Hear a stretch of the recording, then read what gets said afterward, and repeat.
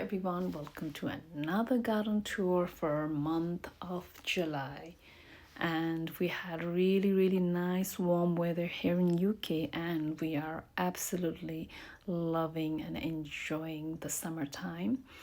And I have made some adjustment in the garden this year, lots of changes, and moved things around and added the plants around and everything. And starting with this one here is Finca, and this has got this beautiful impression like that of indoor plants, like string of hearts and pearls, and it looks beautiful. And over here, begonia, it was given to me by one of my family member, and I really love it. And over here, the buddleia trees, making all the difference. And this was actually the first plant that I planted in this garden, and yet it is the one of the most flowering bush in this garden, and I love it for that. And the butterflies love them, so does the honeybees. And the view from here is absolutely beautiful, and I love to sit here and have a cup of tea and enjoy the view, the green, the peacefulness of everything that it gives to me.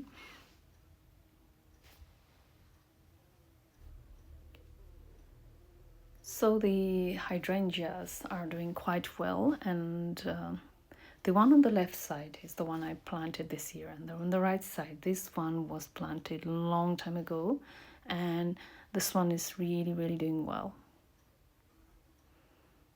And this area is beautiful, and I love the green and the tranquil side of it. And this hydrangea seemed to have three kinds of flowers in one plant. One is turning green, one is white, and one has got the little bit of pinkish kind of edge to it. And yes, it is beautiful, and it has got more blooms than last year, so really it's looking beautiful and kind of gives this area, the fountain garden area, a different look, and also it adds to the beauty of it. Moving on to my wildlife area, I haven't done much this year on this side, and I've struggled with the plants, but I'm planning to make a model village kind of garden here, and which is another holiday inspiration, and hopefully I will be able to do that this year. And moving on to my wildlife pond, there are lots of little frogs living in here now, and you can see where one is popped out. You can see there, it's so cute. It's very tiny. They seem to be very friendly, they seem to pop out every time I come out and check in the garden, whereas the adult one, they never do that. They just dive in, as soon as they see me coming, they just go like that into the water. But these ones seem to come out, and so it's kind of cute and funny because they don't seem to mind me at all. And my wildlife pond has lots of different kinds of plants in there, and the one plant that I'm really quite surprised with is this. I think it's a parrot feather, and it's kind of subcover all. It's kind of covering all the pond, and it's a good oxygenating plant, so I'm sure that it will be beneficial for the creatures living in there. So the bird feeding station is looking beautiful, and I have got here 3 pots, and as the plant coleus and salvias are the ones that I myself grew them from seeds. And when I started them, I was not sure, and I thought, okay, what I ever done? But really, I now look at them and really feel very happy, and I'm glad that I started them from seeds, and they look very beautiful. And certainly, you just have to see this and then do it again, really, because at the beginning it's quite. And okay, so let's move on to the pond area, fish pond area. But before that, I would like to show you this Virginia creepers and how it's making this wall kind of, aesthetic, I think, and it's looking good. So moving on to the fish pond area, the pears are struggling still, but hopefully next year, because I did replanted them. But the hydrangeas, my goodness me, they're looking so beautiful. And my hostas, they had to go through a lot of my replanting, but yet they are doing well. So next year I'm hoping that they will be luscious and beautiful and away from the slugs. And over here, same thing again, the coleus that I grew from seeds, and it's looking beautiful and luscious. And over here it's my, yes, collection of Brugmansia, and this one was only one stem, and look at it now. So hopefully I will have a bloom this year, but I'm not that desperate. But this one has the bloom, because I would like to have a healthy plant than have a plant that is struggling, and I'm glad these two are healthy. And the rose plant that I planted this year is doing well. As you can see, it's grown so much.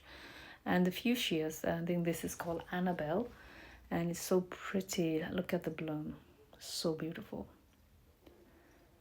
All right then. Okay, the fish pond area is my favorite area throughout the garden, and I love this area because this garden is where I feel surrounded by the flowers, and I can see everything from one view.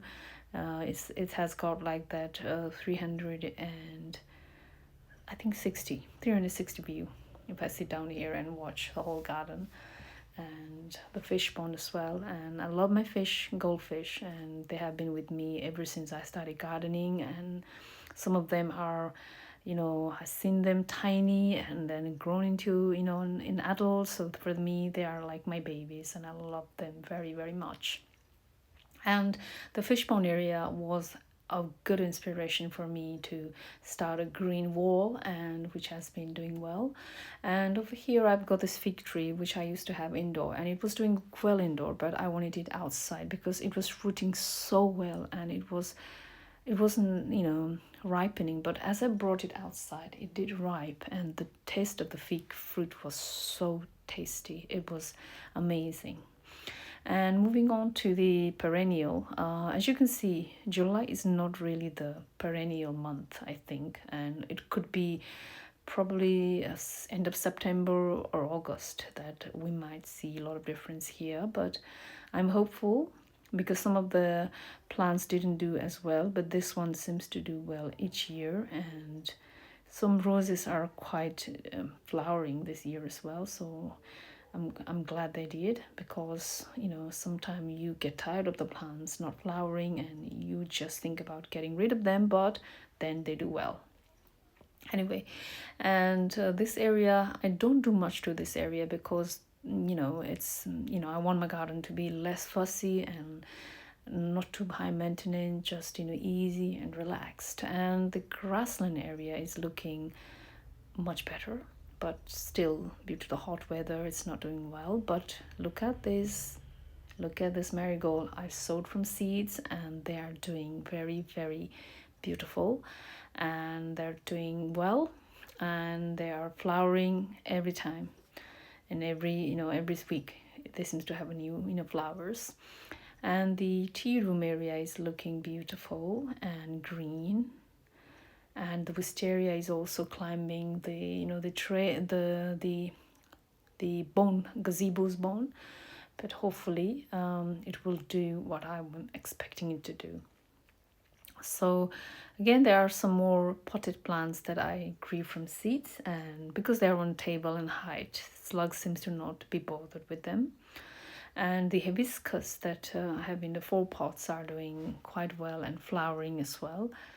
And this area has got a special place in my heart because it is, it has a meaning to me, and it's got this green kind of wall around it, and I love to sit here, and it's got given me a good privacy area as well. And as you can see, the whole, the surroundings is more green, and this is what I like. I like, my sitting area to be surrounded by green and flowers and plant, of course.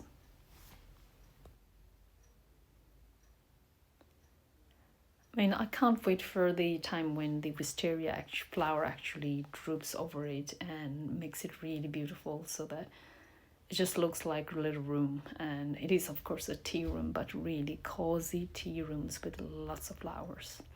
And moving on to my vegetable garden, as you can see, I have got very little area for vegetable gardening, and I'm not a vegetable gardener, but I like to enjoy the produce from the garden.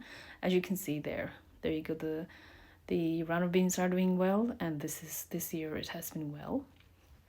And I've got beetroots, I've got tree spinach, I've got calendula, and I've got some pumpkins, and I've got some beetroots in here. So they're doing well. So you can see I'm not a very tidy vegetable gardener. So it's everywhere, and I've got different things, and I've got tomatoes, and this one is a birdhouse gourd, and every year I try to grow them, and some year I fail, but some year they do really good. And you can see here there are lots of fruit, and I'm sure by October they might be the size of, maybe a size of like a dumbbell, and I can share it with you all, and hopefully they will survive that time. And my rhubarbs, this is the second harvest, and hopefully they do well. And my potager is doing well, because I'm not doing much in here. I did sow some seeds, and because we had such a warm weather and really struggled, but some of this greenery that we enjoyed in our in Nepalese cuisine is that it's the buckwheat, so hopefully it will give me some seeds as well. And I've got runner beans in here, I've got some elephant garlic, and I'm trying to grow more elephant garlic from seeds next year, but from the seed that I managed to save from this year. So hopefully there are a few projects lying ahead of me, and I am trying to get there. And the grapes, I mean, I was very I'm myself surprised that the grapes are doing really well, and hopefully they will ripen and taste really good, because at the moment I tried them, but they're really sour, and I hope they won't be like that. And the runner beans in this area, some of them are doing well. And the peach tree is doing well. I mean, but I don't know why, but there are lots of wasps in this tree, and they're really enjoying making houses in there and breeding in there. So I don't know how to deal with it. So I might have to look for some tips and ideas about how to control them, and really, I mean, control them, because there's a lot of wasps in there. And overall, this is how my perennial border looks like. And as you can see, the garden looks tired, and a little bit of it looks a little bit tired, because that's what it should look like in July because of the heat. But I still am positive about it, because some of the plants like the dahlias are flowered, and they were all started quite early. And yes, and my some bee apples, you can see they have gone bigger size this year, so I'm really hopeful. And yes, you can see there it's looking beautiful. This is the view of the perennial borders from here, and it is looking beautiful for me. It is really looking beautiful, and for me, more than flower, green is also important. And this peach tree here had some fruit, and I was very, very surprised that it really is I mean, I didn't know it had a fruit, but it's really good, and I tried one this morning. And there you go, the cider apple trees are doing really well, and they look beautiful. And for me, fruit trees, I love them, not for the fruit alone, but I like to look at them because they look so ornamental, decorative, and beautiful. And I think I have so many fruit trees in my garden, and I can really enjoy the view more than eating from them, but they are very good. So overall, this is how it looks like. And yes, and I'm doing some more exciting project for the garden, and hopefully I will be able to carry on and complete them. And yes, okay. Oh no, I forgot to share about the nasturtium. Yes, this is nasturtium, and I've got lots of nasturtium in the garden this year, and they're looking very beautiful. All right, then I will be just feeding my goldfish now. As you can see, while I was filming, they thought I was feeding them, and I was feeding time, and they're very, very excited. But now I should give them my full attention, and hopefully you enjoyed watching this video. And please like and subscribe if you would like to. And thank you for watching my video, and I hope you liked it, and keep gardening and enjoy. Thank you.